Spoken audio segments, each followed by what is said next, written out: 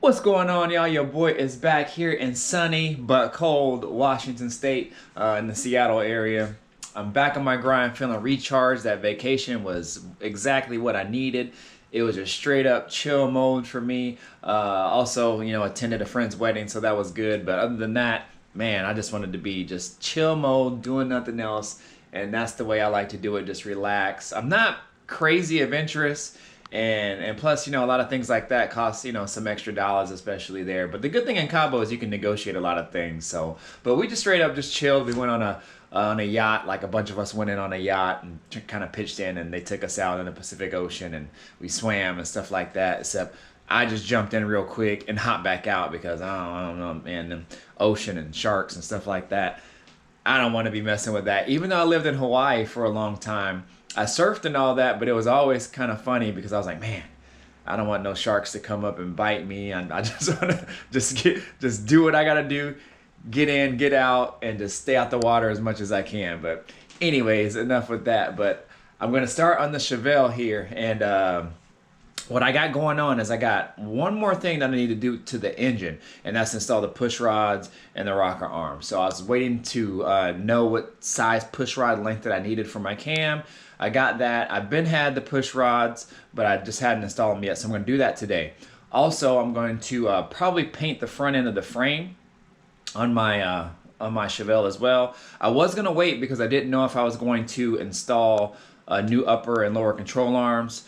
However, the weather has been, relatively nice and somewhat warm and decent for painting.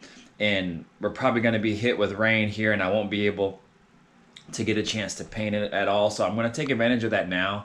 And I'll just decide later on what I want to do with the upper and lower control arms. The reason I was going to wait is because I was going to wait to take off the control arms and then paint and then put either my new ones on or put the old ones back on with the new ball joints. So, but I can do all that later. Like I said, I'm not going for crazy, crazy show or anything like that with the car, but just a nice build.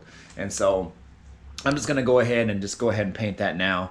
That way I can take advantage of the weather and do that. So I probably won't film any of that, put that on camera just because I'm short on time and I gotta do a lot of stuff before I gotta head into work.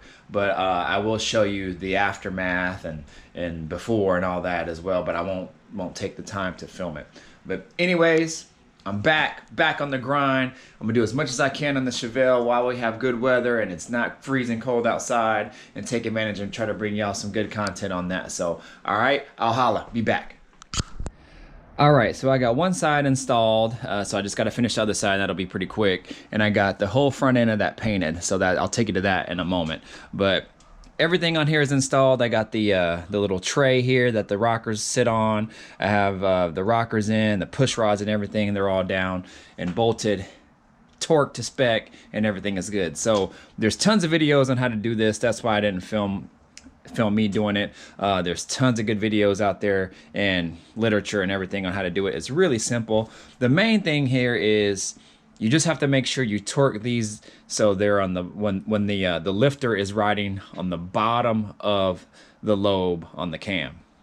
That's where you want to torque them all to 22 foot-pounds. Now, people do them various ways. I know some people basically just run them all down super tight, and they kind of just, turn the crank and, even them all out. Then they'll tighten them down again, and there's all kinds of different ways.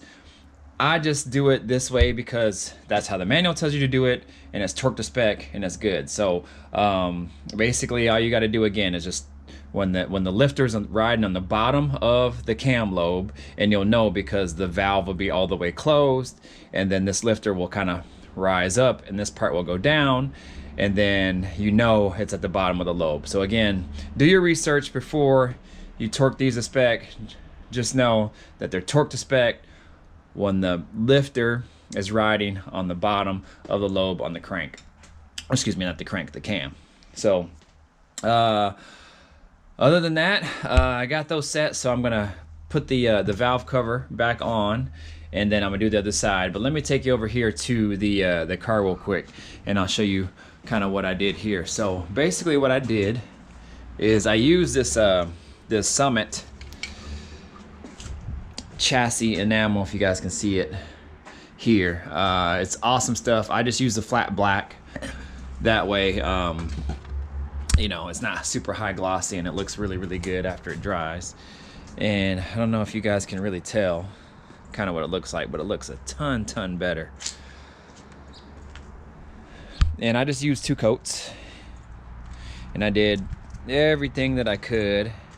And the only thing that I didn't do is I didn't do the bottom A-arms, and because I don't, like I said, I don't know what I'm going to do with the A-arms yet, but I did do the top of these. That way, if I ended up just using these A-arms and replacing the ball joints themselves, the top of these will be painted. But this frame was actually taken off and painted already. So it just has some scratches and nicks and things like that there. It was actually done before I got it. So I decided just to kind of just spray and do a little touch up, and that way it looks really good. So as you can see, man, it looks really, really good.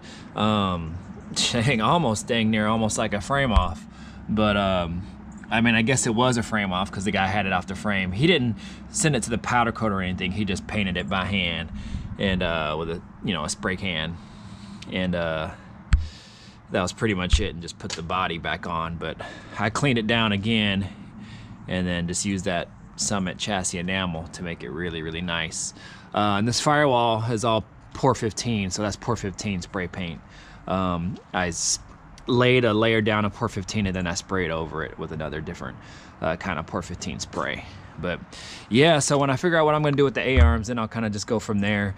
And then at that point, if I take off the A-arms, then I'll just kind of touch up and spray paint everything else, you know, clean up the spindles and everything and make those look all nice. So, but I just wanted to get this done because my next step after this is to put the engine and trans in and get that all mocked up and fitted. What I'm probably going to do too is go ahead and replace these tie rod ends. I don't really trust them, and they're old, and yeah, I know it's more money. I don't want to do it, but I might as well just go ahead and do it. So while they're off, and if I can remember correctly, they're not terribly expensive. So I probably should just go ahead and do it. That way they're replaced, and my steering is on point and all that. I also have a power steering box I'm going to install as well. I'm going to take some parts of the powder coater too. I might actually powder coat that. I'm not sure yet, but we shall see.